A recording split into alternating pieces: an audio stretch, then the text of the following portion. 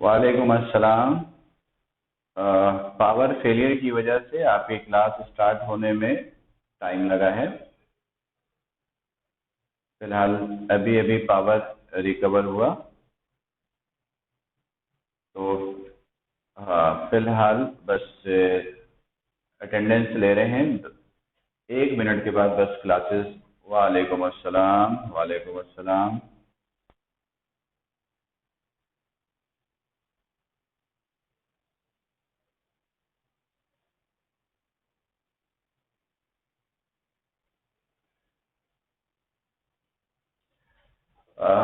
Student से last time lecture जहाँ पे स्टॉप किया था वहाँ पर बात ये हो रही थी कि वेलोसिटी का टॉपिक मैंने कहा था कि आप लोग रिवाइज करके आइएगा, वेलोसिटी का टॉपिक।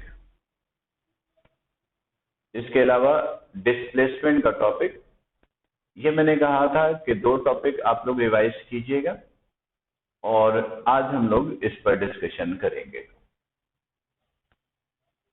ये दोनों वो टॉपिक्स हैं जिसको ऑलरेडी आप लोगों ने मैट्रिक में पढ़ा है और फर्स्ट ईयर में इन 2 टॉपिक के बगैर किसी भी टॉपिक को पढ़ना पॉसिबल नहीं होता। स्टूडेंट्स, सबसे पहले हम लोग बात करेंगे डिस्प्लेसमेंट पे। किस पे बात करेंगे? डिस्प्लेसमेंट पे। डिस्प्लेसमेंट पे देखिएगा, समझिएगा कि डिस्प्लेसमेंट होता क्या है। फर्स्ट कीजिए कि ये एक पॉइंट है, point A, it is another point, this is point B. Lectures के दौरान अच्छा 1 मिनट, ठीक है।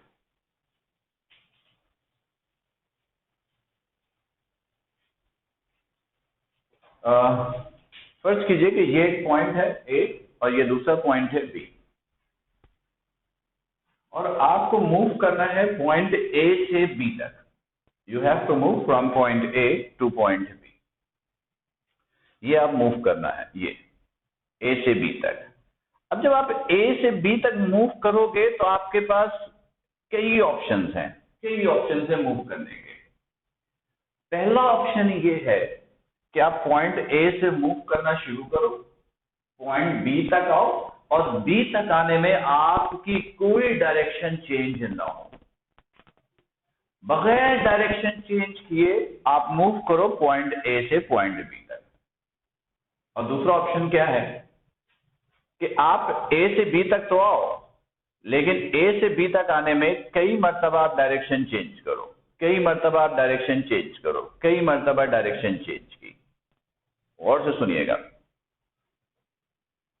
जब आप एक पॉइंट से दूसरे पॉइंट तक मूव करते हो और मूव करने के दौरान आपकी डायरेक्शन चेंज नहीं होती है, डायरेक्शन चेंज नहीं होती, यानी ये, तो इसे आप कहते हो डिस्प्लेसमेंट।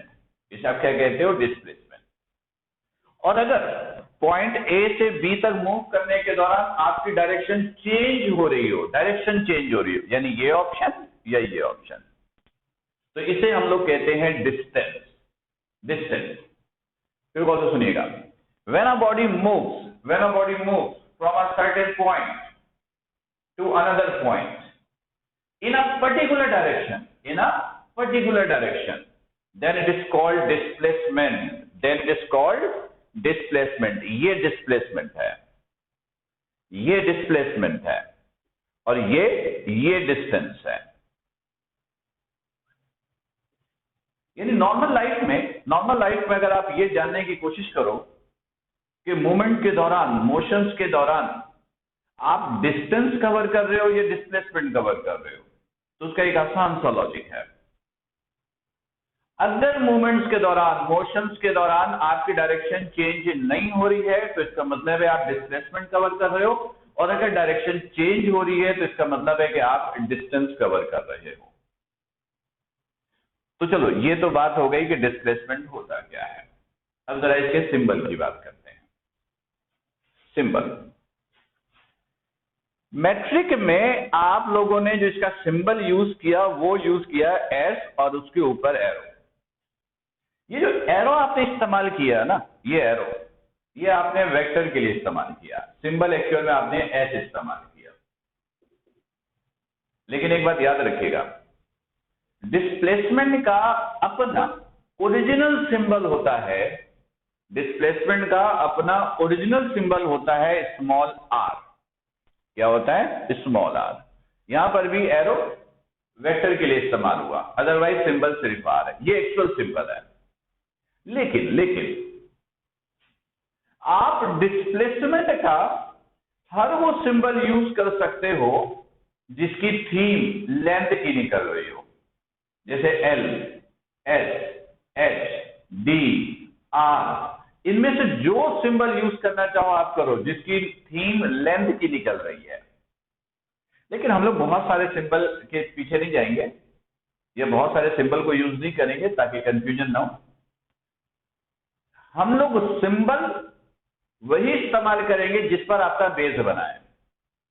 यानी मैट्रिक में डिस्प्लेसमेंट के लिए आपने सिंबल यूज किया एस, तो हम लोग भी यूज करेंगे एस। लेकिन बस इतना याद रखिएगा कि डिस्प्लेसमेंट का जो अपना ओरिजिनल सिंबल होता है वो होता है स्मॉल आर, स्मॉल आर। ठीक, ओके। चलो अब जरा यूनिट की बात करें। अगर हम यूनिट की बात करें तो डिस्प्लेसमेंट का यूनिट एसआई सिस्टम में, एसआई यूनिट्स में वो होता है मीटर। एसआई में डिस्प्लेसमेंट का यूनिट क्या होता है? मीटर। सीजीएस सिस्टम में यूनिट होता है सेंटीमीटर, सेंटीमीटर। और एफपीएस सिस्टम में यूनिट होता है फुट। यूनिट क्या होता है? फुट। और आप इसे एफटी भी लिख सकते हो। लेकिन स्टूडेंट्स याद रखिएगा, हम लोग यूनिट इस्तेमाल करते हैं एसआई, यानी मीटर का इस्तेमाल करेंगे। अगर किसी और यूनिट में गिवन होगा तो आपको इसके लिए कन्वर्जन करना होगा। अच्छा, डिस्प्लेसमेंट के लिए एक और यूनिट का इस्तेमाल करते हैं, और एक लार्जर यूनिट है which is known as kilometre. Kilometre. याद रखिएगा 1 किलोमीटर बराबर होता है 1000 मीटर के। 1 किलोमीटर इक्वल होता है किसके? 1000 मीटर के। 1 मीटर इक्वल होता है 100 सेंटीमीटर के। 1 मीटर इक्वल होता है 3.2 फुट के। ये याद रखिएगा, बड़े यूनिट से छोटे यूनिट में लाने के लिए मल्टीप्लाई करोगे, और छोटे यूनिट को बड़े यूनिट में लाने के लिए क्या करते हैं? डिवाइड करते हैं। किलोमीटर सबसे बड़ा यूनिट है, किलोमीटर सबसे बड़ा यूनिट है। उसके बाद मीटर है, और उसके बाद सेंटीमीटर है, और फुट का सिस्टम ही अलग है। तो फिलहाल ये ध्यान पे रखिएगा, ये इंफॉर्मेशन याद रखिएगा, एमसीक्यू में भी आपसे पूछा जा सकता है। तो स्टूडेंट्स, ये तो हम लोगों ने डिस्प्लेसमेंट पर बात की, जो कि बहुत छोटा सा आसान सा टॉपिक था। इसकी सारी इंफॉर्मेशन आपको आती होंगी, बस हमने इसको रिवाइज किया है। चलिए अब जरा हम लोग बात करेंगे वेलोसिटी पर। वेलोसिटी पर और से सुनिएगा। अगर हम सबसे पहले डेफिनेशंस की बात करें तो सिंपल सा एक छोटा सा काम कीजिए। काम ये कि जो डेफिनेशन आपने डिस्प्लेसमेंट की है, जो डेफिनेशन आपने डिस्प्लेसमेंट की है, उसमें टाइम ऐड कर लीजिए। क्योंकि जब डिस्प्लेसमेंट कवर होगा तो ये तो मुमकिन ही नहीं है ना कि टाइम कंज्यूम ना हो। तो जो भी डिस्प्लेसमेंट की डेफिनेशन है, बस उसमें टाइम को ऐड कीजिए। टाइम को ऐड करने के लिए वर्ड क्या यूज करते हैं? पर यूनिट टाइम या इन यूनिट टाइम। यानी ऐसे वर्ड सुनिएगा। पहली definition, when a body moves from a certain point two another point in a particular direction. ये आपने डिस्प्लेसमेंट की डेफिनेशन दी थी। अब आगे ऐड कीजिए पर यूनिट टाइम या इन यूनिट टाइम, वो बन जाएगा वेलोसिटी। मैं फिर रिपीट कर रहा हूं, when a body moves from a certain point A to point B in a particular direction, per unit time या in unit time is called velocity. अच्छा, अब दूसरी डेफिनेशन देखिएगा, ये तो एक डेफिनेशन हमने की, दूसरी डेफिनेशन देखिएगा। आप लोगों ने डिस्प्लेसमेंट की डेफिनेशन में क्या ऐड कर दिया? टाइम। तो ऐसे कीजिए, डिस्प्लेसमेंट पर यूनिट टाइम, यानी डिस्प्लेसमेंट की डेफिनेशन देने के बजाय डिस्प्लेसमेंट का वर्ड यूज कीजिए। Displacement per unit time, displacement per unit time is called velocity. ये दूसरी डेफिनेशन है। तीसरी डेफिनेशन देखिएगा, तीसरी definition, least distance, least distance यानी कम से कम distance, least distance between two points in a particular direction in unit time. जब आप बोलते हो ना कि least distance between two points in a particular direction, तो ये डिस्प्लेसमेंट की डेफिनेशन है। तो इसमें ऐड करो यूनिट टाइम, ऐसे least distance between two points in a particular direction in unit time is called velocity. चौथी डेफिनेशन, चौथी definition, the shortest distance between two points in a particular direction per unit time is called velocity, is called velocity।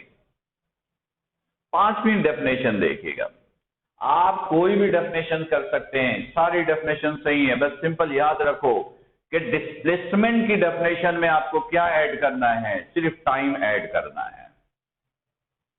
एक और definition देखिएगा, velocity का जो symbol आप लोगों ने यूज किया ना, वो यूज किया v। सिंबल क्या यूज किया है? v। तो वेलोसिटी का एक फॉर्मूला आप लोगों ने ये पढ़ा है छोटी क्लासों में, v is equal to S over T, v is equal to S over T. गौर से देखिएगा, एक वर्ड इस्तेमाल करते रेट, RATE, रेट। रेट इस्तेमाल करते हैं टाइम के लिए। किसके लिए इस्तेमाल करते हैं? टाइम के लिए, टाइम के लिए। और से सुनिएगा, रेट उस टाइम के लिए इस्तेमाल करते हो जो किसी वैल्यू को डिवाइड कर रहा हो, जो किसी वैल्यू को डिवाइड कर रहा हो। यानी अगर फर्स्ट करो, ऐसे लिखा है S is equal to V T, तो ये टी, इसके लिए रेट इस्तेमाल नहीं कर सकते हैं, ये गलत है। ये टी यहां इस वैल्यू को डिवाइड कर रहा है, तो इसके लिए रेट इस्तेमाल कर सकते हो, ये सही है। यानी रेट उस टाइम के लिए इस्तेमाल करोगे जो किसी वैल्यू को क्या कर रहा हो? डिवाइड कर रहा हो, ये रेट। डिवीजन का जो साइन है ना, डिवीजन का साइन, इसके लिए ऑफ का वर्ड इस्तेमाल होता है। तो इसको ऐसे पढ़ेंगे, rate, rate of displacement, rate of displacement is called velocity, rate of displacement is called velocity. ये सबसे कॉमन डेफिनेशन है। वैसे तो हम पेपर में पूछेंगे नहीं, फर्स्ट ईयर के पेपर में ये नहीं आएगा डिफाइन वेलोसिटी। ये तो फर्स्ट ईयर के फिजिक्स को पढ़ने के लिए हम रिवीजन कर रहे हैं। डेफिनेशन कोई भी याद रख सकते हो, बस कॉन्सेप्ट होना चाहिए। ऐसे पढ़ोगे, rate of displacement is called velocity, right. चलें अब जरा यूनिट की बात करते हैं। देखिएगा, यूनिट, एक यूनिट इस्तेमाल करते हैं हम लोग, SI यूनिट्स को फॉलो करते हैं। डिस्प्लेसमेंट का यूनिट मीटर, टाइम का यूनिट सेकंड, तो यूनिट हो गया मीटर पर सेकंड, मीटर पर सेकंड, ये इसका यूनिट है। लेकिन वेलोसिटी का एक और यूनिट इस्तेमाल होता है, और वो होता है kilometre per hour, kilometre per hour. याद रखिएगा स्टूडेंट्स, किलोमीटर एक फिजिकल यूनिट है, बड़ा यूनिट है, पर कैलकुलेशंस करने के लिए, न्यूमेरिकल करने के लिए इस यूनिट के इस्तेमाल की इजाजत नहीं है। अगर किलोमीटर पर आवर में कोई वैल्यू गिवन है, किलोमीटर पर आवर में कोई वैल्यू गिवन है, तो आप इसको कन्वर्ट करोगे मीटर पर सेकंड में, इसे कन्वर्ट करोगे मीटर पर सेकंड में। कैसे कन्वर्ट करेंगे जरा देखिएगा, ये सीख लीजिए। ये सारी छोटी छोटी इंफॉर्मेशन है जो इस चैप्टर के मेन टॉपिक्स को पढ़ने के लिए रिक्वायर्ड है। या कह लीजिए कि हम रिवाइज कर रहे हैं। फर्स्ट कीजिए कि मैंने कहा 36 किलोमीटर पर आवर, इसको कन्वर्ट कीजिए मीटर पर सेकंड में। देखिए कैसे कन्वर्ट करेंगे। ये 36 किलोमीटर को मीटर में लाने के लिए 1000 से मल्टीप्लाई करते हैं। किलोमीटर को मीटर में लाने के लिए क्या करते हैं, 1000 से मल्टीप्लाई, ये मीटर में। और आर के अंदर होता है 3600 सेकंड, तो आर की जगह आपने पुट किया 3600 सेकंड। मतलब ये हुआ कि किलोमीटर पर आवर को मीटर पर सेकंड में लाने के लिए 1000 से मल्टीप्लाई और 3600 से क्या करते हैं, डिवाइड। अब कैलकुलेटर अलाउड है, कैलकुलेटर यूज करके इसको सॉल्व कर लीजिए। तो ये आंसर आ गया 10 मीटर पर सेकंड, 10 मीटर पर सेकंड। तो इस तरीके से किलोमीटर पर आवर अगर कहीं पर आ जाए तो आप उसको कन्वर्ट करेंगे किस में, मीटर पर सेकंड में, और ये कन्वर्जन आपको लाजमन आनी चाहिए। क्लियर? चलें स्टूडेंट, अब वेलोसिटी पर ही थोड़ी सी और बात करते हैं। देखिए मैं एक छोटी सी एग्जांपल आपको दे रहा हूं और उससे फिर हम आपसे कुछ सवाल पूछेंगे। सुनिए, एग्जांपल ये है कि एक बॉडी है, फर्स्ट करें कि वो मूव करता है। एक बॉडी है और वो बॉडी जो है एक सर्टेन पॉइंट से मूव करके दूसरे पॉइंट पर आ रही है। जैसे ये एक बॉडी है, this body is moving like this. ये अभी रेस्ट में है, रुकी हुई है। ये पहले स्लो, फिर तेज चलना शुरू हुआ, फिर स्लो, फिर स्टॉप, फिर स्टॉप। यानी एक बॉडी है, पहले रेस्ट पोजीशन पे है, फिर मूव करना शुरू किया। ये देखिए मेरे हैंड को, ये रेस्ट में, पहले स्लो मूव किया, फिर तेज गया, फिर रुक गया, ये स्लो। अच्छा, अगर कोई आपसे पूछे कि आपको कैसे पता चलेगा कि बॉडी के पास वेलोसिटी है या नहीं है, आपको कैसे पता चलेगा? गौर से सुनिएगा, सिंपल सा एक रूल है। अगर कोई बॉडी मोशन में है, अगर कोई बॉडी मोशन में है तो कंफर्म है बॉडी के पास वेलोसिटी है। मोशन में है तो वेलोसिटी है, मोशन में नहीं है तो वेलोसिटी नहीं है। सिंपल सा रूल है। आप किसी भी बॉडी को मूव करते हुए देखिए, आप कहिएगा इस बॉडी के पास कुछ वेलोसिटी है, this body has some velocity. अच्छा, अब गौर से सुनिएगा, मेरा सवाल यह है कि अगर एक बॉडी मोशंस के दौरान अपनी वेलोसिटी चेंज कर रही हो, चेंज करने का मतलब है पहले स्लो, फिर तेज, फिर स्लो, यानी कम ज्यादा। अगर बॉडी अपने मोशंस के दौरान वेलोसिटी चेंज कर रही है, क्या कर रही है, चेंज, तो ऐसी वेलोसिटी को हम लोग कहते हैं वेरिएबल वेलोसिटी। क्या कहते हैं? वेरिएबल वेलोसिटी या नॉन यूनिफॉर्म वेलोसिटी। ये वेलोसिटी की पहली टाइप है जिसे हम कहेंगे वेरिएबल वेलोसिटी, वेरिएबल वेलोसिटी या non uniform velocity, non uniform velocity. यानी अगर कोई बॉडी मोशंस के दौरान आप देख रहे हो कि इसकी वेलोसिटी चेंज हो रही है, पहले कम फिर ज्यादा, या पहले ज्यादा फिर कम फिर तेज चेंज हो रही है, तो आप कहोगे this body has variable velocity, non uniform velocity. और अगर वेलोसिटी चेंज नहीं हो रही है, और अगर वेलोसिटी चेंज नहीं हो रही है, तो ऐसे वेलोसिटी को हम लोग कहते हैं यूनिफॉर्म वेलोसिटी, यूनिफॉर्म वेलोसिटी या कांस्टेंट वेलोसिटी, या कांस्टेंट वेलोसिटी, या कांस्टेंट वेलोसिटी। अगर बॉडी मोशंस के दौरान अपनी वेलोसिटी चेंज न करे, अगर बॉडी अपने मोशंस के दौरान कांस्टेंट वेलोसिटी से मूव करे, तो हम कहेंगे बॉडी की वेलोसिटी यूनिफॉर्म है। अगर मोशंस में कोई तब्दीली नहीं हो रही है, कोई तब्दीली नहीं हो रही है, तो हम कहेंगे वेलोसिटी यूनिफॉर्म है। चले, ये 2 पॉइंट हो गए। तीसरा पॉइंट, फर्ज कीजिए एक बॉडी है, उसकी वेलोसिटी वेरिएबल है। एक बॉडी है, उसकी वेलोसिटी क्या है? वेरिएबल है। और मैं आपसे कहूं कि मुझे बॉडी की वेलोसिटी को एक सिंगल वैल्यू से एक्सप्रेस करना है। बॉडी की वेलोसिटी क्या है? वेरिएबल है। और मैंने कहा कि मुझे बॉडी की वेलोसिटी को एक सिंगल वैल्यू से एक्सप्रेस करना है, सिंगल वैल्यू से एक्सप्रेस करना है। फर्स्ट करो, आपने सिंगल वैल्यू से एक्सप्रेस भी कर दिया, पर उस वेलोसिटी को क्या कहोगे? मैं एग्जांपल देता हूं।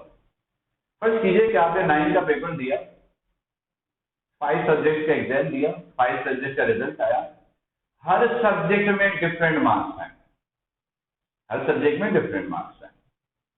मैंने पूछा आपका रिजल्ट क्या है, तो क्या आप मुझे हर सब्जेक्ट के अलग अलग मार्क्स बताओगे? नहीं, एक सिंगल वैल्यू बताओगे।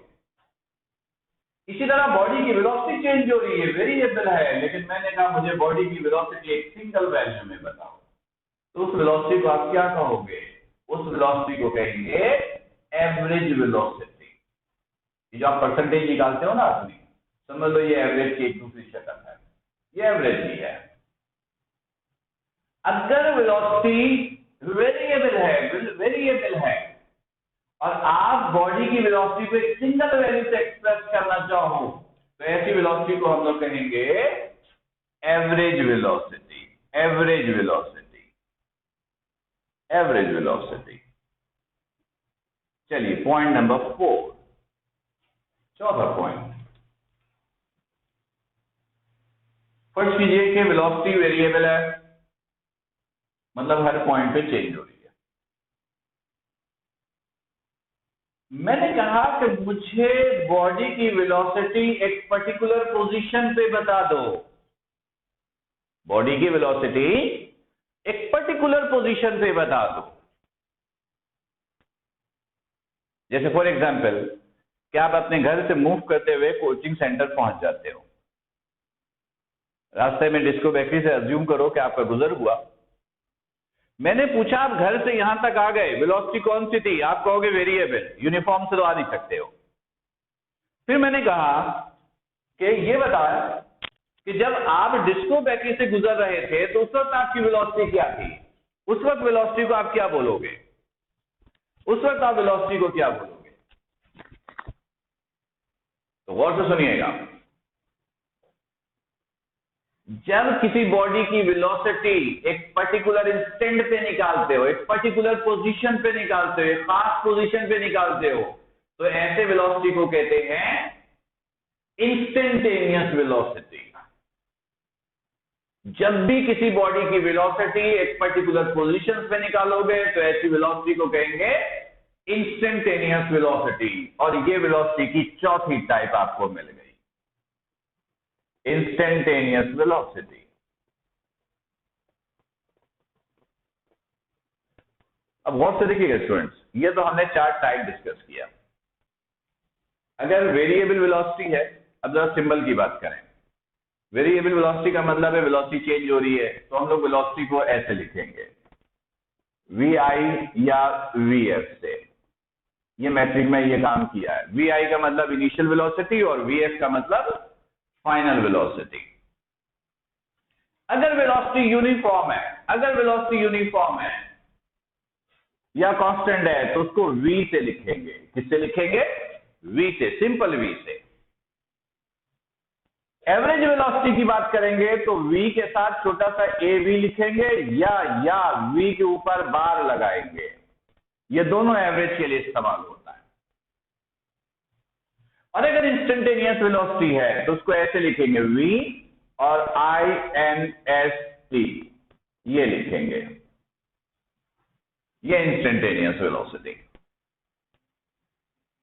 अब गौर से सुनिएगा स्टूडेंट्स कि ये तो हमने आपको टाइप्स बताई। अब ये क्वेश्चन ये अराइज होता है कि सर जब हम लोग फर्स्ट ईयर के टॉपिक्स को पढ़ेंगे, कोई न्यूमेरिकल करेंगे, कोई डेरिवेशंस करेंगे, तो क्या टॉपिक के दौरान न्यूमेरिकल करने के दौरान क्या हमें डिफरेंशिएट करना होगा कि जो वेलोसिटी गिवन है ये कौन सी है, वेरिएबल है, यूनिफॉर्म है, एवरेज है, इंस्टेंटेनियस है, क्या डिफरेंशिएट करना होगा हमें? Answer is no. ये तो इंफॉर्मेशन के लिए आपको बताई है, हम काम वही करेंगे मैट्रिक वाला। वेलोसिटी है, वी लिखेंगे, वेलोसिटी चेंज हो रही है तो वी आई वी एफ लिखेंगे, बस इतना ही काम करेंगे जितना मैट्रिक में किया है। ये तो इंफॉर्मेशन के लिए सारी चीज आपको बताई है कि आपके पास नॉलेज होना चाहिए, इंफॉर्मेशन होनी चाहिए। स्टूडेंट्स, अब एक बड़े इंपॉर्टेंट पॉइंट की तरफ आए, ग्राफ की तरफ। ग्राफ देखिए, एक वर्ड इस्तेमाल करते हैं डायरेक्टली प्रोपोर्शनल, एक वर्ड इस्तेमाल करते हैं डायरेक्टली प्रोपोर्शनल। डायरेक्टली प्रोपोर्शनल का मतलब सबको मालूम होगा कि अगर एक फिजिकल क्वांटिटी की वैल्यू इंक्रीज हो रही है और दूसरी भी इंक्रीज हो जाए तो ऐसे प्रोपोर्शन को कहते हैं डायरेक्टली प्रोपोर्शनल। मतलब कि जैसे जैसे आपकी क्लासेस होती रहेगी, कवर्ड कोर्स बढ़ता रहेगा, यानी number of period, number of classes और कवर्ड कोर्सेज दोनों एक दूसरे के क्या हुआ, डायरेक्टली प्रोपोर्शनल।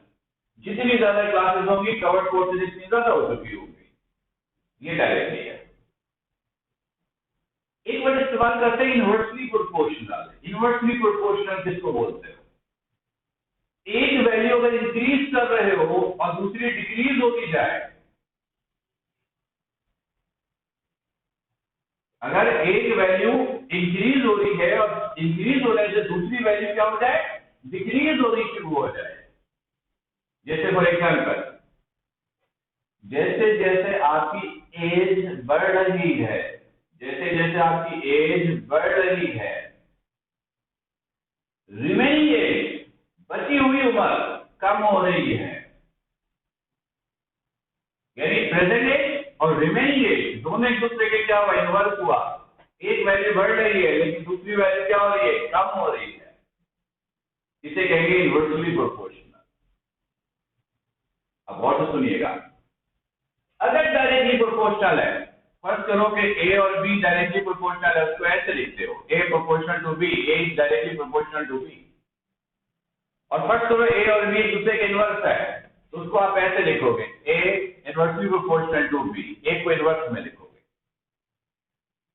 इसमें याद रखिएगा, डायरेक्टली प्रोपोर्शनल का ग्राफ, डायरेक्टली प्रोपोर्शनल का ग्राफ स्ट्रेट होता है या लाइन होता है या स्ट्रेट लाइन होता है।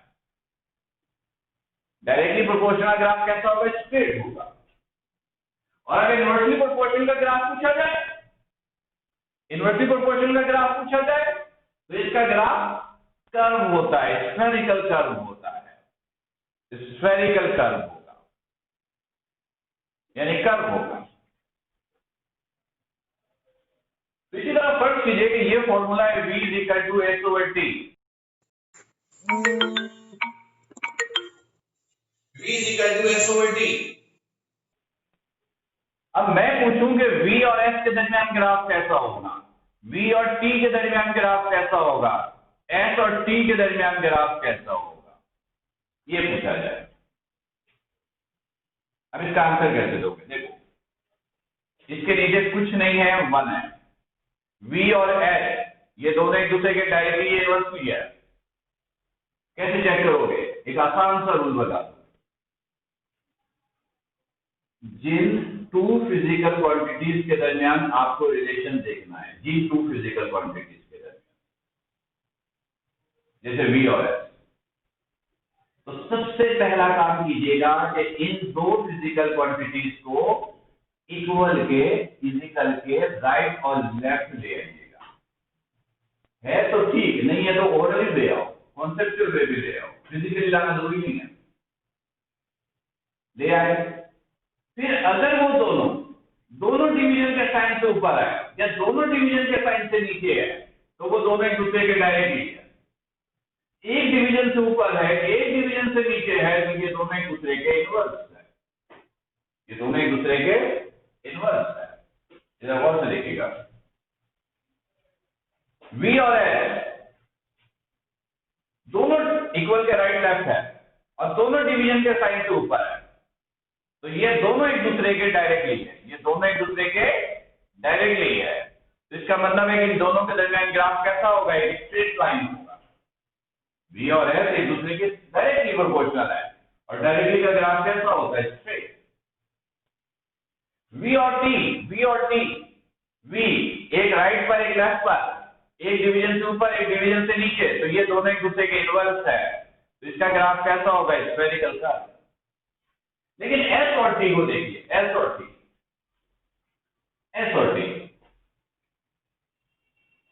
ये दोनों इक्वल के एक ही साइड पर है, S और T इक्वल के एक ही साइड पर है, तो ओरली तौर पर एक को दूसरी तरफ ले आइए, T को ले जाइए, T इधर आ गया। अब चेक कीजिए, T इधर आ गया तो शक्ल ये बन गई ना, T V नीचे इधर 1 है, इधर S बचा कुछ नहीं है, 1 है। अब S और T को देखिए, दोनों डिवीजन से ऊपर है, तो इसका मतलब है ये दोनों एक दूसरे के क्या है, डायरेक्टली। तो S और T के दरमियान ग्राफ कैसा होगा, स्ट्रेट होगा।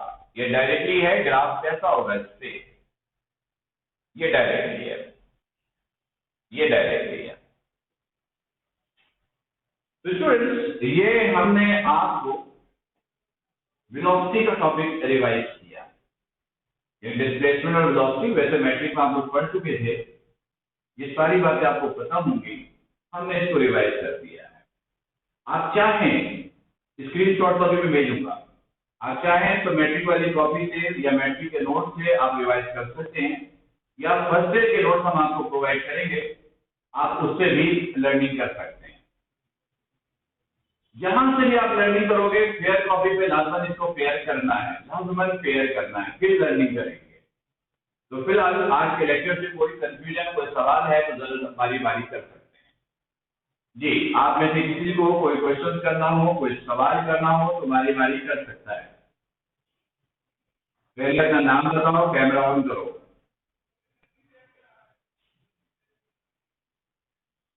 हेलो,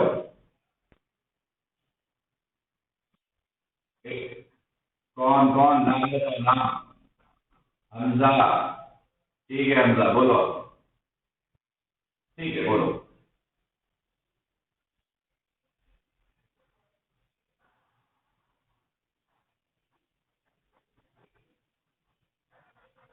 ये इसकी बात कर रहे हो, ये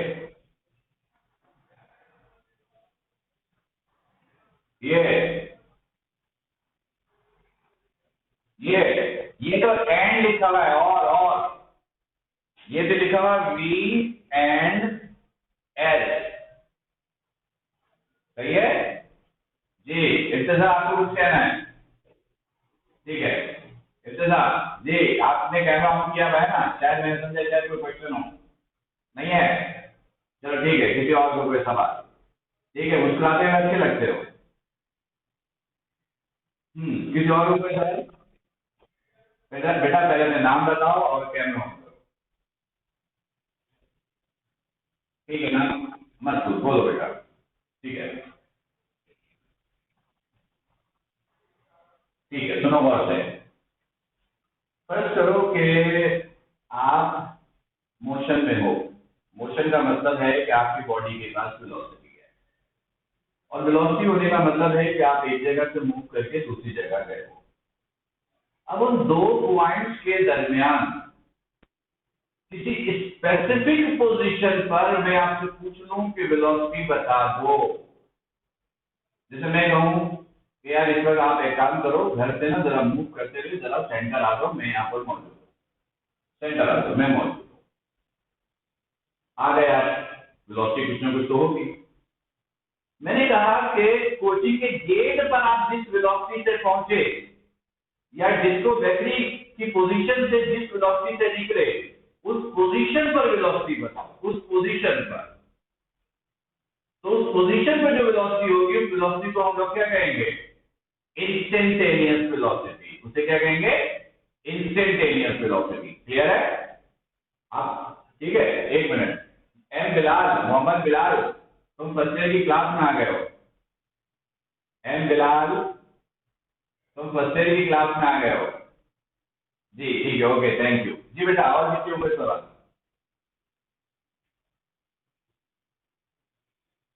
कोई सवाल नहीं है तो कल आप लोग बेटा एक काम ये करेंगे कि कल एक्सेलरेशन का टॉपिक डिवाइड करके रखिएगा। कल इंशाल्लाह हम लोग एक्सेलरेशन के टॉपिक पे डिस्कशन करेंगे। ठीक, फिर भी कोई कंफ्यूजन हो, कोई क्वेश्चन हो तो आप व्हाट्सएप भी कर सकते हैं। आप सब अपना बहुत ख्याल रखिएगा। अस्सलाम वालेकुम। बोलो बोलो।